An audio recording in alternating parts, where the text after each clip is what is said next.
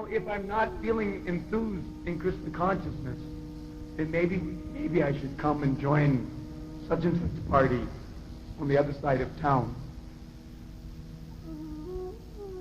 So I had to say to him, is there any reason why I shouldn't feel enthused in Krishna consciousness?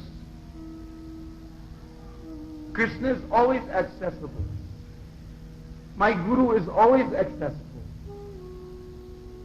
The instructions of my spiritual master are always accessible. Krishna is all attractive. Krishna's Swarup Shakti is also all attractive, as Krishna is also all attractive. And as Shakti Avesh, my Guru is also all attractive. His instructions are all attractive. There's no reason why I shouldn't have everything at my disposal to be attractive to the lotus feet of Krishna. This ISKCON movement is complete. We should never neglect this point.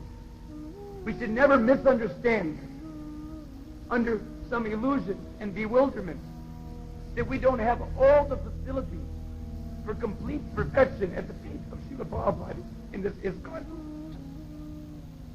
This ISKCON movement is complete because everything is here. If you want it, if you want to have complete perfection, you can have it because Srila Prabhupada is dying to give us that. He wants to give us that. But he wants to see who is receptive. Who wants to get that thing? Who wants the eternal relationship with Krishna? Or who wants to be satisfied with love, puja, and pratishtha, and various other grosser manifestations of material consciousness in the name of Krishna consciousness? You can have all perfection. There's no doubt. Srila Prabhupada will give you all perfection. From him, everything is coming. It is not limited to the words written on a book. It is a heart's affair between the sincere disciple and the spiritual master.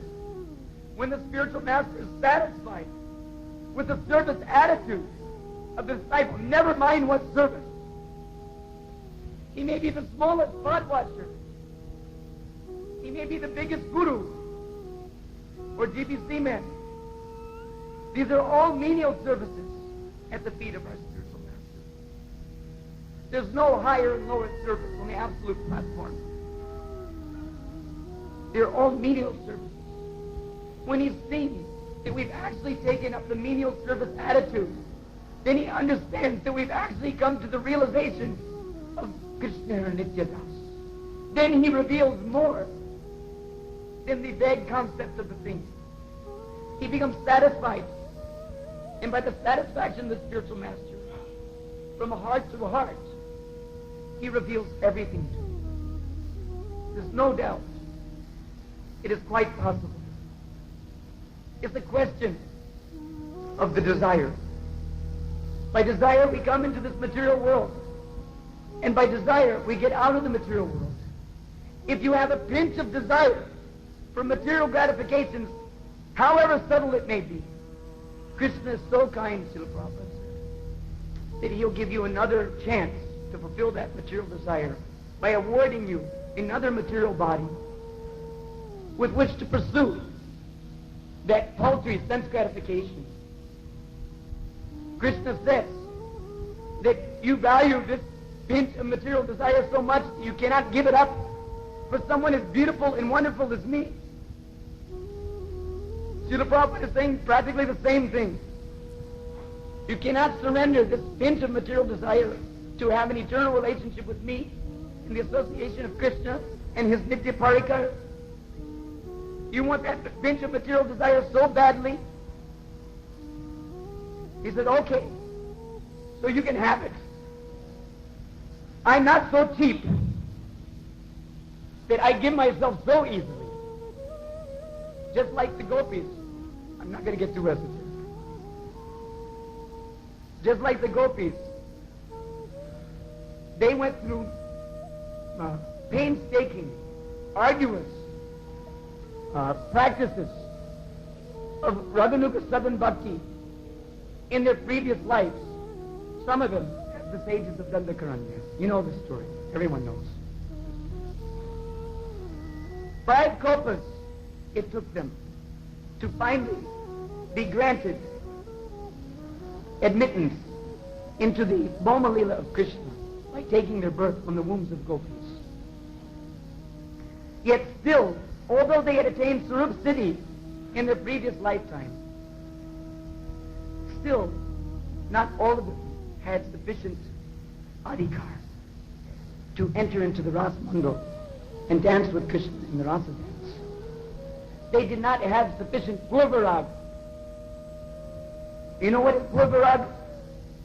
Purvarag means the anxiety, the anticipation, the hope, the intense greed to meet with Krishna, the intense desire to go to meet with Krishna.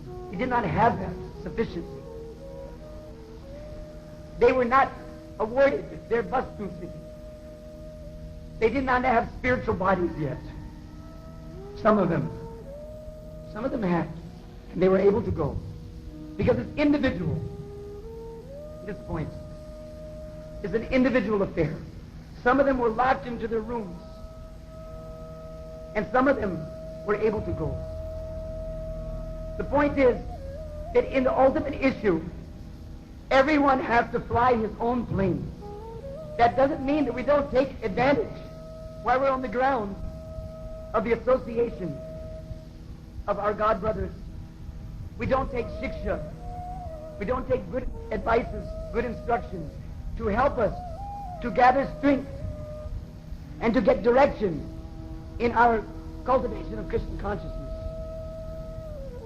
But at the time of death, when we're flying in formation, no other plane can help you.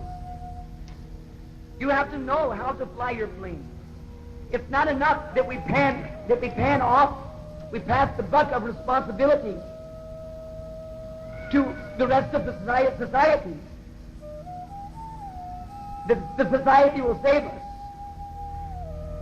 But individually, we all have to become Krishna conscious. Individually, we all have to take the responsibility, and individually, we all have to be prepared for revolution. We have to be prepared to change. So, my only request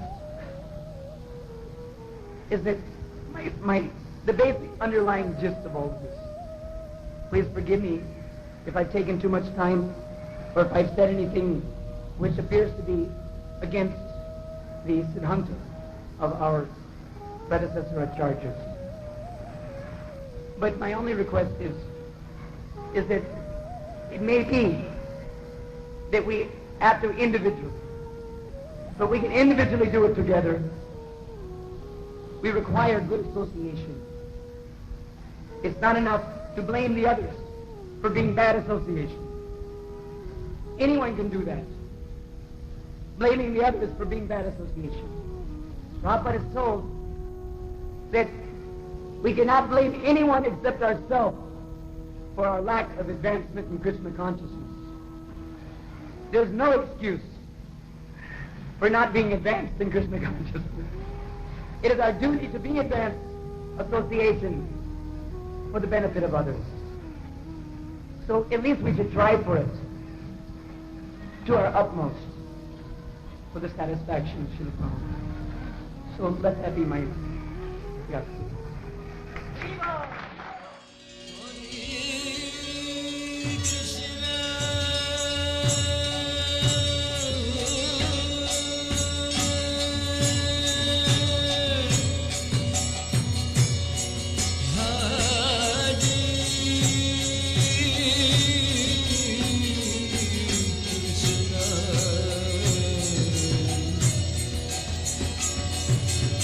Krishna